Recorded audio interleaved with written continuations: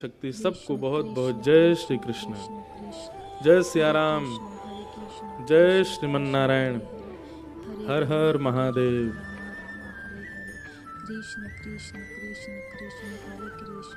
माथे पर तिलक लगाते हैं फिर शाम को उसको कैसे हटाएं?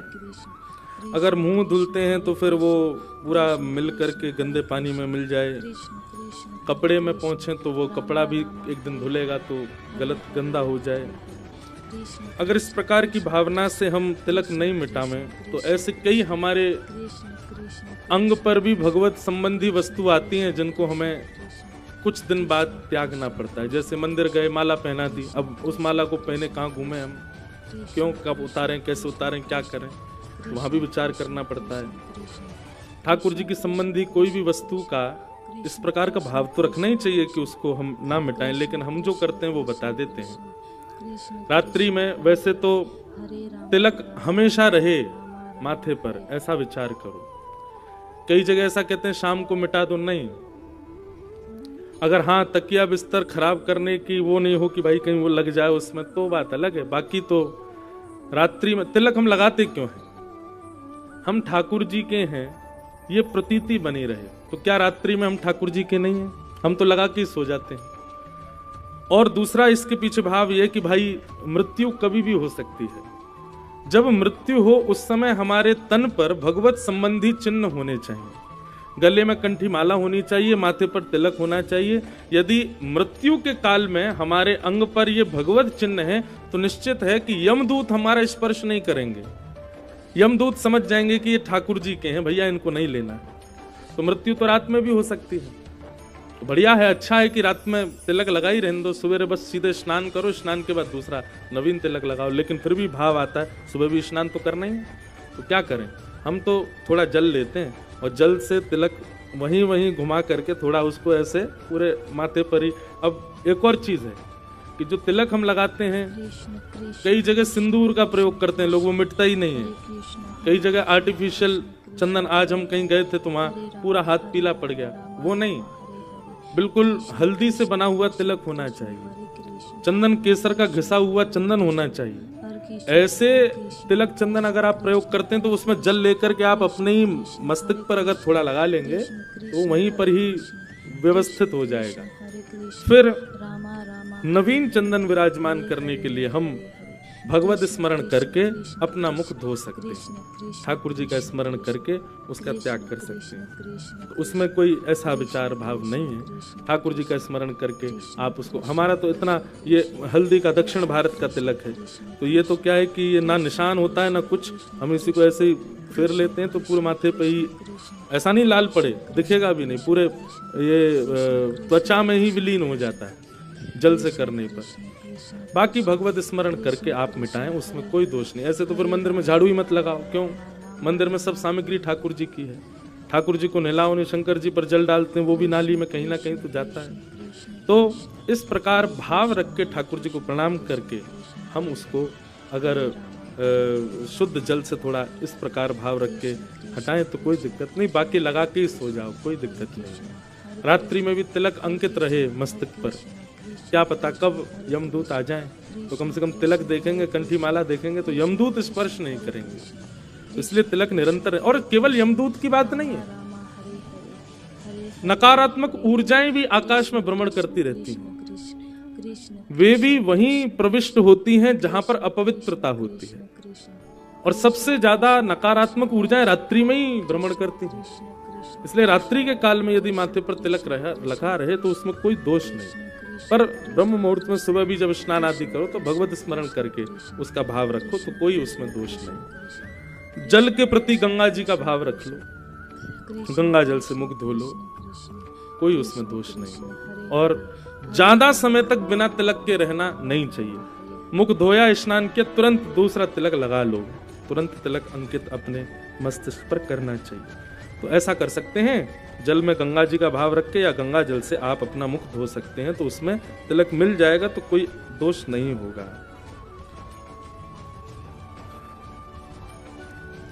कल एक 3-4 प्रश्न थे, हम कल नहीं पढ़ पाए, आज उसका उत्तर दे दें। किसी ने प्रश्न किया है, महाराज जी वैकुंठ लोक में क्या भगवान की लीला होती है? वैकुंठ में क्या होता है, वैकुंठ के बारे में कृपा करके बताएं। क्या वहां ब्रज जैसी लीला ठाकुर जी की अनुभव होती है? देखो बंधुओं, वैकुंठ का मतलब क्या है? वैकुंठ ठाकुर जी का निज निवास है। वैकुंठ, गोलोक, साकेत, ये 3 हैं। वैकुंठ में श्रीमन नारायण भगवान, परम सत्ता भगवान विराजमान होते हैं। 33 कोटि देवता उनका अर्चन वंदन करते हैं। गोलोक धाम जो है, वहां पर प्रिया प्रियतम रास विहार लीला निरंतर करते हैं।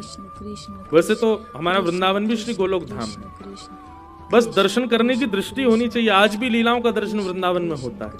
लोग कहते हैं निधिवन में रात में ठाकुर जी लीला करते, महाराज जी देखने से अंधे हो जाते हैं। रात में ही नहीं, पूरे दिन चलती है लीला। देखने वाला चाहिए, दृष्टि होनी चाहिए, तो कण कण में वृंदावन में लीला का दर्शन हो। पर वैकुंठ में क्या होता है, जितना हमने गुरुजनों से सुना, बहुत ध्यान से सुना। वैकुंठ प्राप्ति के बाद क्या होता है, आप वैकुंठ में विराजमान हो गए। वैकुंठ में असंख्य भक्त हैं, वहां ठाकुर जी भ्रमण करते हैं तो दर्शन देते हैं। जिस प्रकार हमारे यहाँ नगर में संत आते हैं, घर घर पधरामनी करते हैं, ऐसे ही वैकुंठ में ठाकुर जी अपने वैष्णवों के जो जो उनको स्थान मिले होते हैं रहने के, वहां एक एक दिन ठाकुर जी सबके यहाँ जाते हैं, सबके यहाँ की प्रसादी स्वीकार करते हैं, सबसे सेवा स्वीकार करते हैं। पर वहां ठाकुर जी भगवान के रूप में ही हैं। आप सोचो कि लाल जी की तरह लीला करें आदि, उसके लिए फिर गोलोक धाम की उपासना है, तो फिर गोलोक धाम जाना पड़ेगा। वहां ठाकुर जी निरंतर उपासना लीलाएं करते हैं, तो वहां ठाकुर जी की लीला का दर्शन होता है। वैकुंठ में ठाकुर जी भ्रमणशील रहते हैं और सब वैष्णव उनका दर्शन करते हैं, उपासना करते हैं, वंदन करते हैं, एक साथ अर्चना करते हैं। इस प्रकार वैकुंठ में होता है। हजारों लाखों वैष्णव एक साथ ठाकुर जी का गीत गोविंद गाएंगे, पुरुषोक्त गाएंगे, श्री सूक्त गाएंगे, ठाकुर जी की चरण वंदना करेंगे। अर्चना प्रधान है वैकुंठ। वैकुंठ में अर्चना ज्यादा होती है ठाकुर जी की, तो ये वैकुंठ का स्वरूप है। लेकिन लीला की उपासना यदि करनी है, लीला का दर्शन करना है, तो या तो वृंदावन को भजो या फिर वैकुंठ नाथ, वैकुंठ श्री गोलोक धाम की उपासना करो, तो फिर लीला दर्शन होगा। दूसरा प्रश्न, यदि हम ठाकुर जी से उनकी लीलाओं के दर्शन हो यह मांगते हैं तो क्या ये आसक्ति है? भगवत संबंधी कोई भी भाव हो, चाहे वो आसक्ति ही क्यों ना हो, वो दोषजन्य नहीं होती। जैसे आप संसार के किसी व्यक्ति पर क्रोध करोगे तो वो पाप है, लेकिन ठाकुर जी पर कभी भक्ति भाव से क्रोध आ जाए तो वो पाप नहीं माना जाता। लेकिन होना चाहिए आपके अंदर प्रेम भाव, तभी आप क्रोध करने के अधिकारी हो। ठीक वैसे ही भागवत में श्लोक आता है, गोप्यः कामात् भयात् कंसः। अब काम संसार में तो पाप है, लेकिन वही गोपियां जब भगवान को काम भाव से देखती हैं तो वहां पुण्य, वो भक्ति बन जाता है। तो भगवत संबंध में किसी भी प्रकार का लोभ, प्रलोभ, आसक्ति ये दोषजन्य नहीं होता। वो दोष नहीं है, वो भक्ति का ही प्रकार है। यदि आप ठाकुर जी से लीला की कामना करते हो तो वो आसक्ति भी आपका गुण बन जाएगा, उसमें कोई दोष नहीं। फिर आपने कोई ऐसा प्रश्न किया है कि परिवार में संबंध जिन लोगों से हैं वो अगर शुद्ध विचारधारा वाले नहीं है तो क्या करना चाहिए? इसमें हम आपको उत्तर देंगे वही जो गोस्वामी तुलसीदास जी महाराज ने मीराबाई को दिया। मीराबाई के ससुराल के लोग जब बहुत प्रताड़ना करने लगे, बहुत ध्यान से सुनो सब लोग, इधर देखो, यहाँ देखो, कथा सुनो एकदम। मीराबाई के पतिदेव जब पधार गए और फिर उनके देवर जी और ननद आदि उनको बहुत प्रताड़ना करने लगे, तो मीराबाई कुछ दिन तक तो सहन करती रही, कोई बात नहीं कोई बात नहीं कह करके स्वीकार करती रही। बहुत दिनों तक कोई शिकायत नहीं किया, सब सहन किया। लेकिन एक दिन जब थोड़ी, वैसे तो असहज नहीं हुई थी मीराबाई, उनको सहन करने में वो बिल्कुल निपुण थी और सहन कर लेती, लेकिन बस उनके मन में ये भाव आया, मैं ऐसे लोगों के साथ रहती हूँ जिनको ठाकुर जी से कोई संबंध ही नहीं है, ऐसे लोगों का संग करना चाहिए कि नहीं। तो उन्होंने गोस्वामी तुलसीदास जी को एक पत्र भेजा और गोस्वामी जी से कहा कि आप आज्ञा करें मैं क्या करूं। तब गोस्वामी जी ने एक पंक्ति लिख करके मीराबाई को भेजी, जाके हियन राम वै देही तजिए ताही कोटि वै रिसम यद्यपि परम स्नेह। जिसके हृदय में श्री राघवेंद्र सरकार नहीं है, जिसके हृदय में हमारे मदन गोपाल नहीं है, जिसके हृदय में ठाकुर जी के प्रति स्नेह नहीं है, वो चाहे कितना भी अपना हो, तजिए ताहि कोटि वैरी सम, यद्यपि परम स्नेह। करोड़ों बैरियों के समान उसका त्याग कर दो, चाहे वो कितना भी आपका अपना क्यों ना हो। जो ठाकुर जी का नहीं, उससे हमारा क्या संबंध। लेकिन बंधु एक बात, इसी गुना की बात है, पिछली बार जब मैं कथा करने आया था तो एक बालक आया भोपाल से, पता नहीं इस वर्ष आया कि नहीं, वो भोपाल से आया, उसके साथ में ठाकुर जी थे और इंजीनियरिंग शायद कर रहा था उस समय। और उसने आकर के मुझे बताया, बोले महाराज जी मेरे पिताजी मुझे बहुत मारते हैं। मैंने कहा क्यों मारते हैं? बोले क्योंकि मैं ठाकुर जी की सेवा करता हूँ, मैं ठाकुर जी की भक्ति करता हूँ, मैं पढ़ता हूँ, सब ठीक है, अपना सब कार्य आदि भी करता हूँ, पर मेरे पिताजी को ये बिल्कुल प्रिय नहीं कि मैं ये भक्ति भाव आदि। बोले मैं यहाँ भी झूठ बोल करके आया हूँ कि मैं कथा में जा रहा हूँ। महाराज जी आप कहते हैं माता पिता का त्याग नहीं करना चाहिए, माता पिता सर्वश्रेष्ठ होते हैं, लेकिन माता पिता यदि भगवत भजन में इस प्रकार बाधक बने तो क्या करना चाहिए? मैंने कहा सबसे पहले भैया देखो, जो उनको उत्तर दिया वो बता रहे हैं, माता पिता के प्रति कभी दोष नहीं आना चाहिए, चाहे उनमें लाख अवगुण हो। ये बालक का उसी समय भजन खत्म हो जाता है, बालक का उसी समय सब भाव खत्म हो जाता है जिस दिन उसको अपने पिता या मां में दोष दिख गए।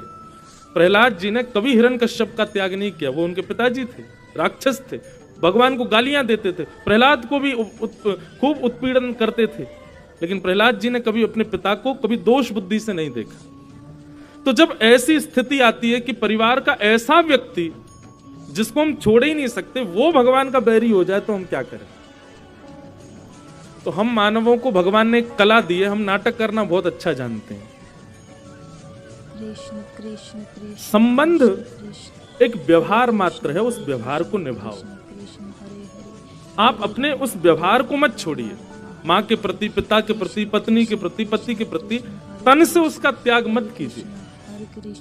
पार्वती जी ने जब भगवान की परीक्षा ली सती के रूप में, शंकर जी ने सती का त्याग नहीं किया, बस इतना किया, आसन बगल से सामने रख दिया। रामा रामा हरे हरे, अब आप हमारे बगल में नहीं, अब आप सामने बैठो। ऐसा नहीं कहा कि सती तुम चली ही जाओ, हम तुम्हारे साथ रहेंगे, नहीं, रहो साथ में, लेकिन जो स्थिति हृदय में आपकी थी वो हृदय में नहीं है। हाँ, तन से हम पति पत्नी संग रहेंगे, सब बात है, सब भाव है, पर अब मैं हृदय से आपको वो स्थान नहीं दे सकता।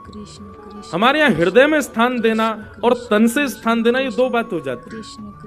तो जब भगवत विमुख व्यक्ति इतना सन्निकट का हो कि उसको हम छोड़ ही नहीं सकते, तो केवल तन से उस संबंध को निभाओ, हृदय में उसको स्थान देने की आवश्यकता नहीं। हृदय में उसके स्थान पर ठाकुर जी को विराजमान करो, ऐसा आप कर सकते।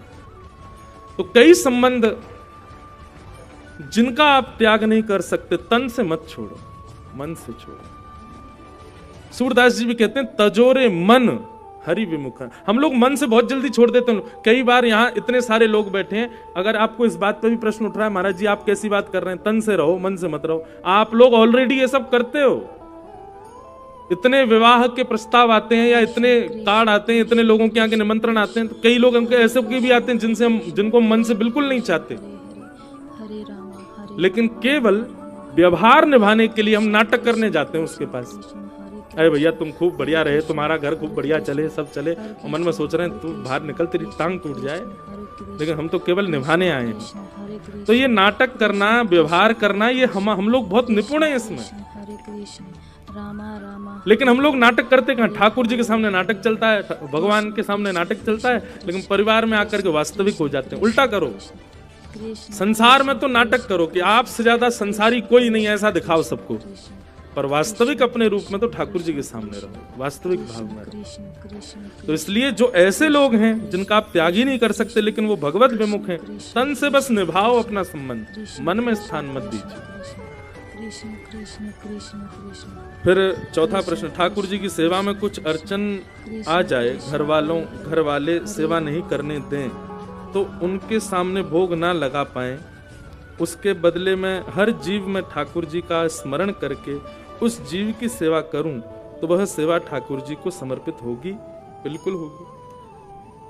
पहली बात तो ये सुनकर के हमको बहुत कष्ट होता है, जहां भगवत सेवा से किसी को दूर किया जाता है ना। कभी कभी लगता है कि आज के युग में भी बताओ राक्षस बुद्धि वाले लोग हैं, केवल अपने तन और अपनी खानी पूर्ति में ही सब लगे रहते हैं। आपको पता, हमको कथा करने में कभी कभी बड़ा भय लगता है, क्योंकि कथा से युवा बड़े प्रभावित होते हैं आजकल, और बड़े बुजुर्ग तो कथा सुनते हैं, ठीक है, अच्छा है, अपना जी लेते हैं, पर युवा जब कथा सुनते हैं और युवाओं के चित्त में जब कथा घर कर जाती है ना, तो बड़े लोग तो कुछ भक्ति नहीं करते, जैसे युवा भक्ति में आ जाते हैं। फिर बड़े लोगों को दिक्कत हो जाती है कि हमारे घर के बालक कहीं बाबा जी ना बन जाएं, हमारे घर के बालक कहीं वो नहीं हो जाएं, ये नहीं हो जाएं। एक जगह तो एक माता जी रोते रोते मुझसे प्रार्थना कर रही थी, बोले क्या आप ज्यादा भक्तों की कथा मत, आप कथा जो है बिगाड़ के करा करो, आप अच्छी कथा मत किया करो। मैंने क्यों? बोले हमारी बेटी कथा सुनती है और वो जब से कथा सुनी है उसने घर में अपनी रसोई अलग कर ली, वो प्याज लहसुन नहीं खाती, ऐसे रहती है वैसे रहती है। तो मैंने कहा मैया इसमें फिर दिक्कत क्या है आपको, अगर वो शुद्ध पवित्र रहना चाहती है तो। अरे महाराज जी जमाना बिगड़ गया है, उसके जैसा पति नहीं मिला उसको। तो मैंने कहा अच्छा, तो फिर खिलाया पिलाया करो, खाने पीने वाला पति तो मिल ही जाएगा। बड़े विचित्र हैं भैया संसार के लोग।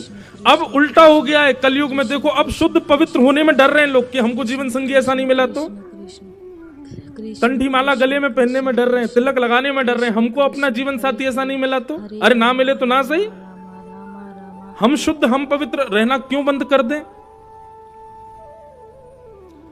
किसी जमाने में ऐसा होता था कि लड़के के पास धन नहीं है, ठीक है, खाता पीता नहीं है, ठीक है, अच्छी बात है, तो हम अपनी बेटी दे देंगे, भाई शुद्ध है, पवित्र है, उसके अंदर ऐब नहीं है। और आजकल उल्टा हो गया है, माता पिता तो ढूंढते हैं कि बिना ऐब वाला बच्चा मिले, लेकिन बच्चे आपस में ढूंढते हैं कि ऐब वाला ही मिले तो हमारा काम भी चलता रहे।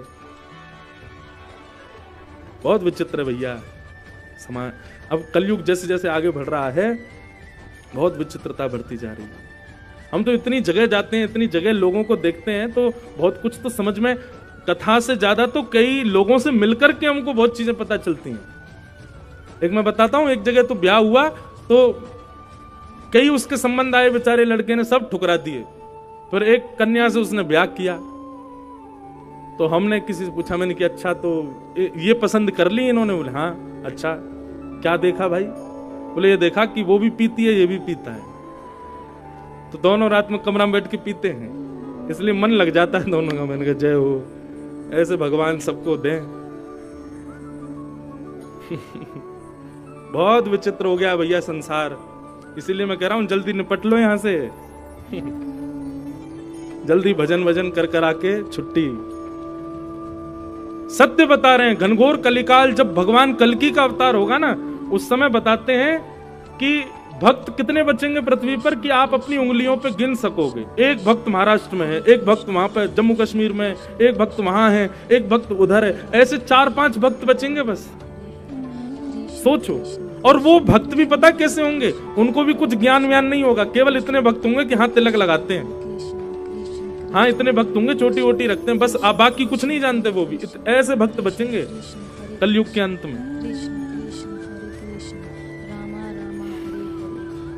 इसलिए भैया हम बड़े भाग्यशाली हैं कि ठाकुर जी ने ऐसे समय में हमको जन्म दिया, जहाँ कथाएं सुनने को मिल रही हैं, जहाँ संतों के दर्शन मिल रहे हैं, जहाँ गौ सेवा मिल रही है, जहाँ वृंदावन जैसे राम जन्मभूमि जैसे हमारे अयोध्या, काशी, मथुरा, ये सारे तीर्थ दर्शन को मिल रहे हैं। इन तीर्थों का भी नवीनीकरण होता जा रहा है, ये भी शहर बनते जा रहे हैं, कुछ दिन में ये गायब भी हो जाएंगे, पता ही नहीं चलेंगे कौन से तीर्थ।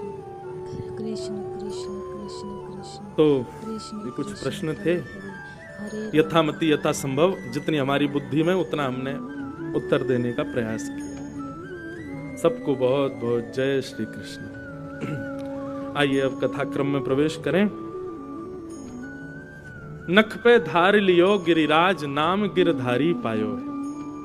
ठाकुर जी ने अपने बाम हस्त की कन्नी उंगली के नख पर, कन्नी उंगली पर नहीं, इसके भी नख पर ठाकुर जी ने गिरिराज जी धारण किए हैं।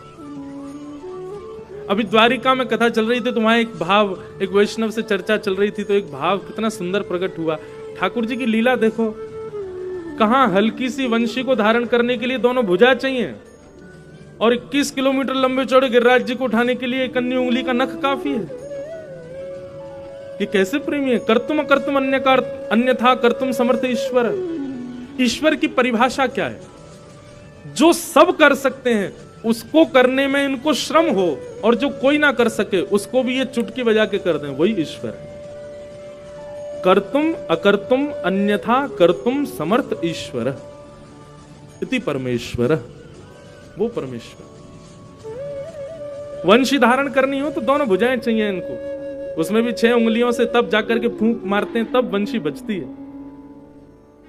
ऐसी हल्की सी वंशी को 2 भुजा से बजाते हैं, और गिरिराज जी को इकन्नी उंगली पे उठा लेते हैं। कहां 2 पग से तीनों लोक नाप लेते हैं, और वहां नंद भवन की दहली नहीं लांगी जाती है इन पर। कहां खंभ से प्रकट होकर के नृसिंह का वध कर देते हैं, और कहां यशोदा मैया की ऐसी साधारण सी रस्सी पर उखल में बंध जाते हैं। प्रेम, बड़े प्रेमी है ठाकुर जी भैया। भगवान ने केवल अपने ब्रजवासियों के प्रेम के कारण गिरिराज जी को धारण किया। गिरिराज धारण करने के पीछे हजारों रहस्य हैं ठाकुर जी के। एक रहस्य तो अभी अभी जयदेव महाप्रभु ने अपनी गीत गोविंद में भी कहा। गीत गोविंद में श्री जयदेव महाप्रभु कहते हैं, भगवान मैं आपके रहस्य को जानता हूं। जगन्नाथ भगवान बोले क्या जानते हो तुम? तब श्री जयदेव महाप्रभु कहते हैं, मुझे इतनी अच्छी पंक्ति लगती है ये, क्योंकि हमारे ठाकुर जी इसी रूप में है ना। जयदेव महाप्रभु कहते हैं, अभिनव जलधार सुंदर धृत मंदर धृत मंदर श्रीमुख चंद्र चकोर जय जय देव हरे। श्री जयदेव महाप्रभु कहते हैं, ठाकुर जी आप यदि इंद्र की ओर एक बार देख लेते, इंद्र की इतनी हिम्मत नहीं, इतनी ताकत नहीं कि वो सांबर तक मेघमालाओं को भेजे ब्रज में। भगवान ने जब गिरिराज जी धारण किए तब साधारण वर्षा नहीं हुई थी वृंदावन में।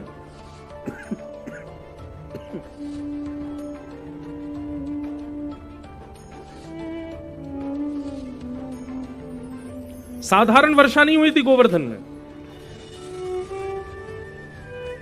सांबर तक मेघमाला।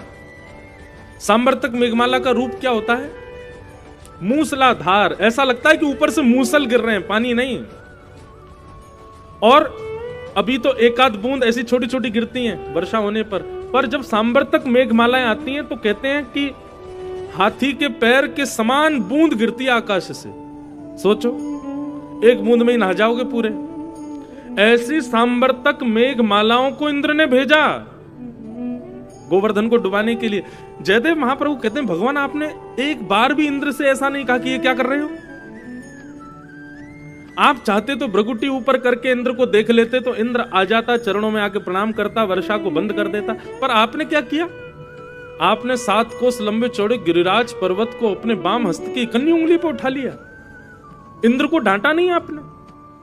चलो ठीक है, मान लिया कि आपने उस समय ब्रजवासियों में घिरे रहे होंगे, उस समय आपने कोई बात नहीं कही इंद्र को, पर कोई नहीं, आपने गिरिराज जी उठाए 10-15 मिनट बाद, आधा 1 घंटे बाद आप इंद्र को संकेत कर देते। 7 दिन 7 रात्रि तक आप ऐसे खड़े रहे। आपने 7 दिन 7 रात्रि में एक बार भी इंद्र से कुछ नहीं कहा। कहीं ऐसा तो नहीं है कि ये सारी स्क्रिप्ट आपकी बनाई हुई थी? ठाकुर जी बोले, क्या बोल रहे हो, ये हमारी कोई स्क्रिप्ट नहीं थी। बोले नहीं नहीं भगवान, हम सब जानते हैं, आपके रहस्य को मैं समझ गया हूं। तब ठाकुर जी कहते हैं, क्या समझे? बोले बता दूं। बोले बताओ। बोले जब आपने गिरिराज जी उठाए ना, तब लाखों ब्रजवासी चारों ओर आपको घेर करके खड़े थे, और लाखों ब्रजवासी गिरिराज जी के नीचे खड़े थे। बाहर वर्षा हो रही थी तो एक दूसरे से सब लोग चिपक चिपक के खड़े थे, जैसे आप लोग बिल्कुल ऐसे बैठे, तिल भी नहीं रखा जाए बीच में, ऐसे सब ब्रजवासी चारों ओर आपके बैठे थे, खड़े थे। और उसी समय मुझे लगता है कि जहां आप खड़े थे ना, आपके ठीक सामने वृषभानु नंदिनी श्री राधा रानी खड़ी थी। आपने मन में विचार किया होगा, आहा ये बढ़िया समय है श्री जी को देखवे को, श्री जी को निहारवे को, ये सुंदर समय है। श्री जी बिल्कुल सामने खड़ी हैं किसी भी प्रकार की कोई रुकावट नहीं है, कहीं भी कोई ना हमको ले जाने वाला है ना इनको ले जाने वाला है, ये सामने खड़ी रहेंगी, हम इनको निहारते रहेंगे।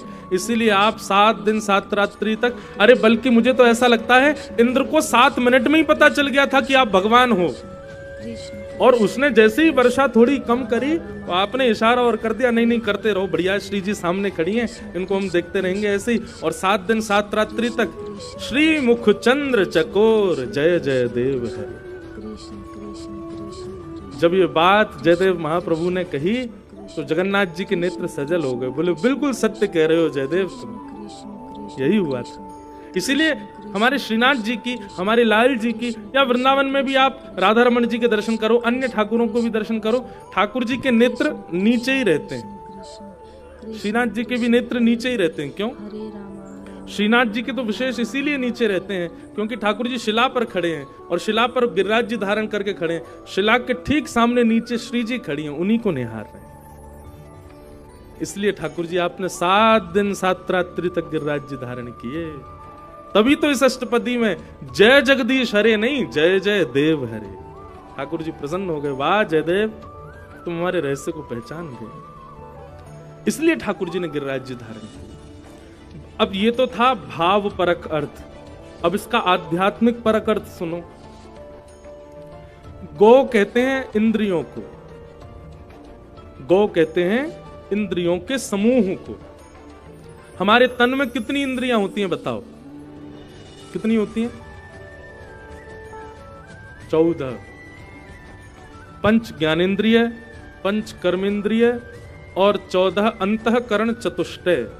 ये 14 इंद्रियां हमारे शरीर में होती हैं। 5 ज्ञानेन्द्रियों में आंख, नाक, जीभ, कान और त्वचा। जिनसे भी आपको कुछ ज्ञान होता है उनको ज्ञान इंद्रिय कहते हैं। जिनसे आप कर्म करते हो उनको कर्म इंद्रिय कहते हैं। हाथ, पैर, मुख और 2 गुप्त इंद्रिय, और 4 हमारे भीतर होती हैं, मन, बुद्धि, चित्त और अहंकार। ये 14 इंद्रियां हैं। इन इंद्रियों के समूह को कहते हैं गौ। और उस गौ का जो अपने हस्त कमल पर धारण करके भक्ति में वर्धन करे उसी को कहते हैं गोवर्धन। समझ में आई बात? नहीं आई? सुनो, ये सब ब्रजवासी जो है ना, ये सब ठाकुर जी को कोई अपना प्रेमी मानता है, कोई अपना लाला मानता है, कोई अपना कुछ मानता है, कोई, सबके अपने अपने भाव हैं ठाकुर जी के प्रति। प्रेम तो सबका ठाकुर जी के प्रति है, पर कहीं ना कहीं जो भक्ति भाव होना चाहिए वो ठाकुर जी के प्रति किसी ब्रजवासी का नहीं है। क्यों हो? हमारा तो लाला है, हम काहे को भक्ति करें यहाँ की?